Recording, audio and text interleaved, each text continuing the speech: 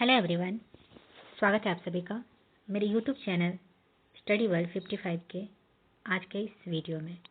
I hope आप लोग बहुत अच्छे होंगे। तो इस वीडियो में हम 30 जुलाई एसएससी फेज 13 का सेकंड शिफ्ट का क्वेश्चन करने वाले हैं। क्या कि कैसा क्वेश्चन पूछा गया, तो ये वीडियो उनके लिए बहुत ही इम्पॉर्टेंट होने वाले हैं जिनके भी नेक्स्ट एग्ज़ाम एसएससी फेज 13 का है, और जिनके एग्ज़ाम हो चुके हैं उनके लिए भी बहुत इंपॉर्टेंट होगा, जिनका आज एग्ज़ाम था, ताकि वो अपना देख सके तो उनके स्कोर कितने आ रहे हैं, उन्होंने सही कितना किया है। तो वीडियो में अगर आप पहली बार आए हैं चैनल पे तो ज़रूर सब्सक्राइब कर लीजिएगा। ऐसे ही वीडियोज़ के लिए बेल नोटिफिकेशन ऑन कर लीजिएगा। तो आइए देखते हैं क्या क्वेश्चन पूछा गया। तो क्वेश्चन था, व्हेन इज प्रवासी भारतीय दिवस सेलिब्रेटेड? प्रवासी भारतीय दिवस कब मनाया जाता है? तो प्रवासी भारतीय दिवस ये आपके 9 जनवरी को मनाए जाते हैं। 9 जनवरी 1915 को महात्मा गांधी साउथ अफ्रीका से वापस आए थे। इसी के कारण 9 जनवरी को प्रवासी भारतीय दिवस मनाए जाते हैं। बात करें अगर 2025 में प्रवासी भारतीय दिवस का आयोजन कहाँ हुआ था, तो ये आपके उड़ीसा में हुआ था। उड़ीसा के भुवनेश्वर में इसका आयोजन किया गया था। 2025 के प्रवासी भारतीय दिवस की थीम क्या है? तो विकसित भारत के लिए प्रवासी भारतीयों का योगदान, ये इस बार का थीम है। क्या इसका थीम है? तो विकसित भारत के लिए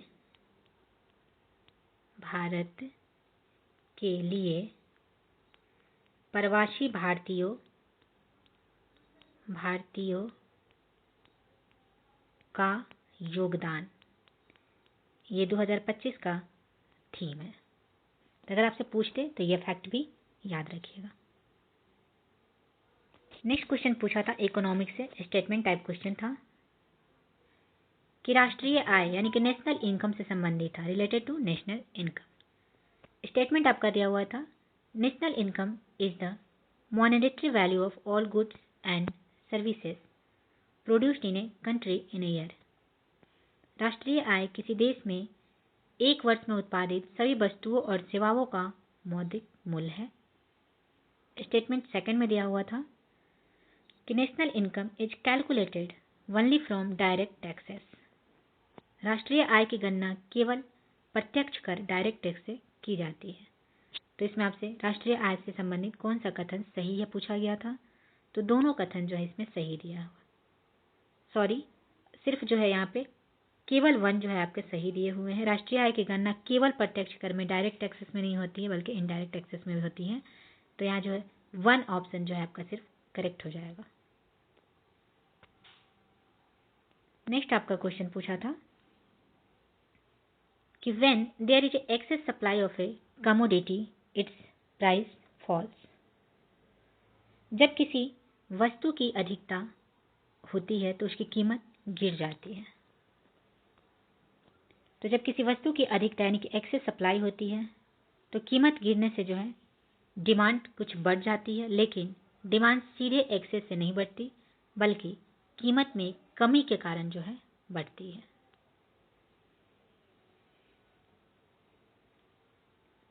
नेक्स्ट आपका क्वेश्चन है कि Atal pension Yojana is mainly for which category of peoples. Atal pension Yojana मुख्यतः किस वर्ग के लोगों के लिए है? तो यह योजना आपके असंगठित क्षेत्रों के कामगार, अनऑर्गेनाइज सेक्टर वर्कर्स के लिए है। अटल पेंशन योजना कि आपके 2015 में शुरुआत की गई थी। इसे 18 से 40 वर्ष की आयु का कोई भी भारतीय नागरिक जिसके पास बैंक खाता है इस योजना में शामिल हो सकता है। 60 वर्ष की आयु के बाद ग्राहकों को 1000 रुपये, 2000 रुपये, 3000 रुपये, 4000 रुपये या 5000 रुपये प्रति माह की निश्चित इसमें पेंशन मिलेगी, जो उनके द्वारा चुने गए योगदान पर निर्भर करेगी। नेक्स्ट आपसे पूछा था हड़प्पन सिविलाइजेशन रिलेटेड क्वेश्चन था हड़प्पा से। तो हड़प्पा सभ्यता, जिसे और किस नाम से जाना जाता है? तो हड़प्पा सभ्यता जिसे सिंधु घाटी सभ्यता के नाम से भी जाना जाता है, दक्षिण एशिया में कांस्य युग की सभ्यता थी, जो 3300 ईसा पूर्व से 1300 ईसा पूर्व तक फली फूली तथा इसका परिपक्व काल 2600 ईसा पूर्व से 1900 ईसा पूर्व तक था। नेक्स्ट आपका क्वेश्चन था कि निम्नलिखित कथनों पर विचार करना था। Consider the following statements. If there is excess supply of any commodity then its demand automatically increase. यदि किसी वस्तु की अधिकता यानी कि एक्सेस सप्लाई होती है तो उसकी मांग अपने आप बढ़ जाती है। The law of demand states that when price falls demand increases. मांग का नियम कहता है कि कीमत घटने पर जो है मांग बढ़ती है। केवल 2 ऑप्शन जो है यहाँ पे सही दिया हुआ है कि अगर मांग का जो है नियम कहता है कि अगर जब कीमत घटती है तो किसी वस्तु का मांग जो है बढ़ जाता है। तो 2 ऑप्शन, केवल 2 जो है आपका यहाँ पे करेक्ट हो जाएगा।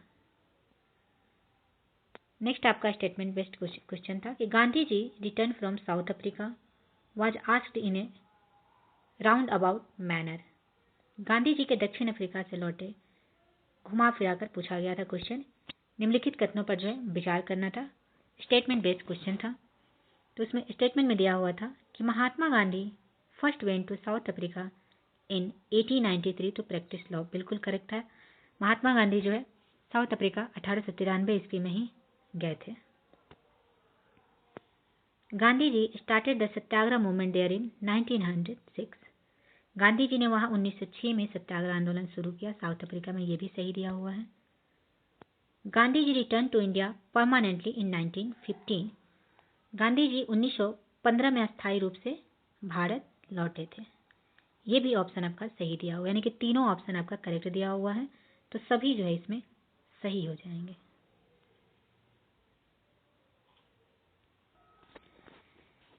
नेक्स्ट आपसे पूछा गया था कि what is the main reason for change in seasons. मौसम के परिवर्तन का मुख्य कारण क्या है? तो मौसम का परिवर्तन का मुख्य कारण है earth rotation and tilt of its axis. पृथ्वी का परिक्रमण और अपनी धुरी का झुकाव, ये इसका मुख्य कारण है। तो जिन्होंने भी ये ऑप्शन किए होंगे उनके करेक्ट हो जाएंगे। वीडियो में आगे बढ़ने से पहले अभी तक जिन्होंने अगर चैनल को सब्सक्राइब नहीं किया है तो चैनल को सब्सक्राइब कर लीजिएगा। तो नेक्स्ट क्वेश्चन है, in 2023 how many gold medals have been won in weight lifting at the national level. 2023 में राष्ट्रीय स्तर पर जो है भारोत्तोलन वेट लिफ्टिंग में कितने स्वर्ण पदक मिले हैं? करेक्ट आपका हो जाएगा 9 स्वर्ण पदक। तो 9 जिन्होंने भी किए होंगे उनके करेक्ट हो जाएंगे।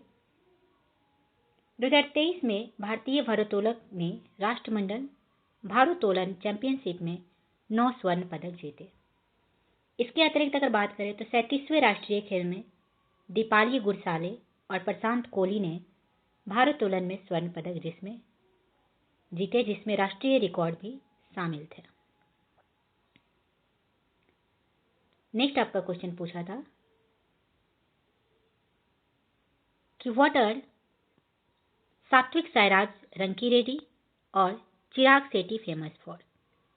सात्विक साईराज रंकीरेड्डी और चिराग सेठी किस लिए प्रसिद्ध है? करेक्ट इसका आंसर हो जाएगा बैडमिंटन खिलाड़ी है। ये दोनों जो है बैडमिंटन के लिए प्रसिद्ध है। सात्विक साईराज रंकीरेड्डी और चिराग सेठी बैडमिंटन के खिलाड़ी हैं और वे अपने पुरुष युगल जोड़ी के रूप में प्रसिद्ध हैं।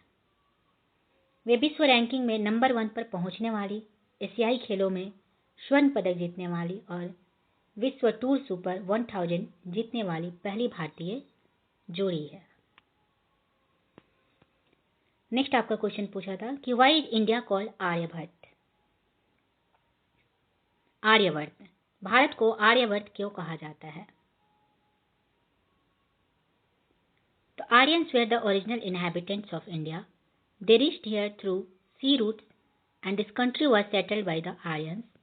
Because of this country was called Aryavarta और the land of Aryans. Aryavarta जो है, आर्य भारत के मूल निवासी थे। वो समुद्री रास्तों से यहाँ पहुंचे और आर्यों द्वारा इस देश को बसाया गया था। इसकी वजह से जो इस देश को आर्यवर्त या आर्यों की भूमि कहा गया। भारत को आर्यवर्त इसलिए कहा जाता था क्योंकि आर्य, जिसका मतलब होता है श्रेष्ठ लोग, इस भूमि पर आकर बसे थे और उन्होंने इसे अपनी संस्कृति और सभ्यता में सजाया था। नेक्स्ट आपका क्वेश्चन था आईएमईसी पे। आईएमईसी पे जो है काफ़ी क्वेश्चन हर शिफ्ट में एक ना एक क्वेश्चन आपको देखने को मिल रहा है, तो ये जरूर आप लोग देख के जाइएगा। तो आईएमईसी एक नया आर्थिक गलियारा है। आईएमईसी क्या है? तो एक नया आर्थिक गलियारा है जो भारत, मध्य पूर्व और यूरोप को जोड़कर व्यापार, ऊर्जा और कनेक्टिविटी को बढ़ावा देगा। इसका फुल नेम है India middle east Europe economic corridor. G20 summit में जो है, G20 शिखर सम्मेलन सितंबर 2023 जो कि नई दिल्ली में हुआ था, इसमें जो है इसको अनाउंस किया गया था। नेक्स्ट आपका क्वेश्चन है what happens in acid rain. Question पूछा था कि अम्ल वर्षा में क्या होता है। तो in acid rain sulphur dioxide and nitrogen oxide in the atmosphere combine with water vapor to form sulfuric acid and nitric acid. These acids dissolve in raindrops and fall to the earth, making rainwater more acidic than normal. अम्ल वर्षा में वायुमंडल के sulphur dioxide और nitrogen oxide जल वाष्प से मिलकर sulphuric अम्ल और नाइट्रिक अम्ल बनाते हैं। ये अम्ल वर्षा की बूंदों में घुलकर पृथ्वी पर गिरते हैं, जिससे वर्षा का जल सामान्य से अधिक अम्लीय हो जाता है।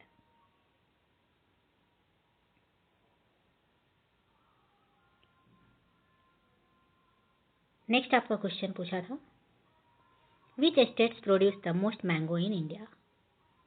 भारत में सबसे ज्यादा आम का उत्पादन किस राज्य में होता है? किसका? मैंगो का उत्पादन पूछा है। करेक्ट आपके हो जाएंगे उत्तर प्रदेश में। जिन्होंने उत्तर प्रदेश आंसर किए होंगे उनके बिल्कुल करेक्ट हो जाएंगे। What was Gandhara art influenced by. Gandhara कला किससे प्रभावित थी? तो गंधार कला ये आपके ग्रीक और रोमन कला से प्रभावित थी। गंधार कला का सबसे ज्यादा जो है विकास आपको कुषाण के समय में हुआ था, कनिष्क के शासनकाल में। नेक्स्ट आपसे पूछा था who can make laws on the union list. संघ सूची पर कौन कानून बना सकता है? तो संघ सूची पर कौन कानून बना सकता है? आंसर आपके यहाँ पे हो जाएंगे पार्लियामेंट, संसद यहाँ पे करेक्ट आंसर हो जाएंगे। तो जिन्होंने भी संसद आंसर किए होंगे उनके बिल्कुल सही उत्तर हो जाएंगे। नेक्स्ट आपसे पूछा था इंडिया लॉन्च्ड सैस यानी कि South Asia satellite for SAARC countries. What is its other name. भारत ने सार्क देशों के लिए लॉन्च किया सैस साउथ एशिया सैटेलाइट, उसका अन्य नाम क्या है? तो उसका अन्य नाम है GSAT-9। तो जिन्होंने भी GSAT-9 किया होगा उनके करेक्ट आंसर यहाँ पे हो जाएंगे। The full name of SAS is South Asia satellite GSAT-9। It was launched by 5 मई 2017। 5 मई 2017 को ये लॉन्च हुआ।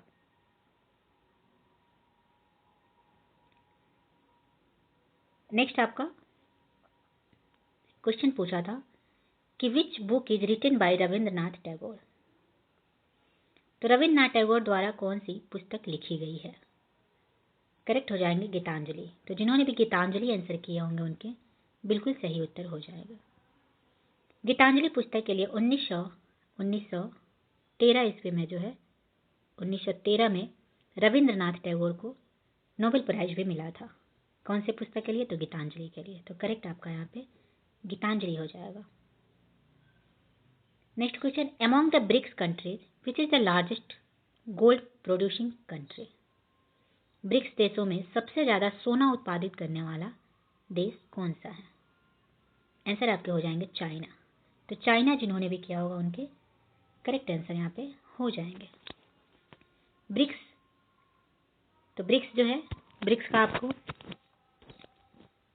मुख्यालय कहाँ है? तो ब्रिक्स का मुख्यालय आपको चीन के संघाई में है। बी से ब्राज़ील हो जाएंगे, आर से रसिया, आई से इंडिया, सी से चाइना, एस से साउथ अफ्रीका। तो यहाँ पर क्वेश्चन पूछा था कि कौन से ब्रिक्स देश में सबसे ज़्यादा सोना जो है कहाँ उत्पादित होता है? तो आपके यहाँ पे करेक्ट आंसर हो जाएंगे चाइना। तो ये रहे आज के 30 जुलाई के जो है एसएससी फेज 13 में पूछे गए कुछ मोस्ट इंपॉर्टेंट क्वेश्चन, जो कि आपके लिए बहुत ही हेल्पफुल होने वाला है अगर आप ये पूरा वीडियो देखते हैं, क्योंकि बहुत सारे ऐसे क्वेश्चन हैं एसएससी फेज 13 में, बहुत सारे रिपीटेड क्वेश्चन आ रहे हैं। हर शिफ्ट से जो आपको 3 से 4 क्वेश्चन नेक्स्ट शिफ्ट में भी देखने को मिल जा रहा है। तो एक बार जो है पिछला एनालिसिस जरूर देख के जाइएगा, जितना अभी तक पेपर हुआ है। तो आप जो जहाँ से आपको समझ में आए, जो भी एनालिसिस करा, आपको मेरे चैनल पे भी मिल जाएगा। जब से स्टार्ट हुआ है तब से लेकर अभी तक के क्वेश्चंस मिल जाएंगे, तो एक बार ज़रूर देख के जाइएगा। ये उनके लिए मैं बात कर रही हूँ जिनके जो है आने वाले एग्जाम है, आने वाली तिथि में एग्जाम है। तो ज़रूर आप एक बार देख के जाइएगा, एनालिसिस करके जाइएगा, क्योंकि बहुत सारे क्वेश्चन जो आपके रिपीटेड आ रहे हैं। तो हो सकता है कि सेम टू सेम आपको क्वेश्चन देखने को मिल जाए। तो चलिए, वीडियो अगर पसंद आया हो तो ज़्यादा से ज़्यादा जो है शेयर कीजिएगा, सब्सक्राइब कीजिएगा, और पसंद आया तो लाइक भी कीजिएगा। तो चलिए मिलते हैं नेक्स्ट वीडियो में। Thank you very much.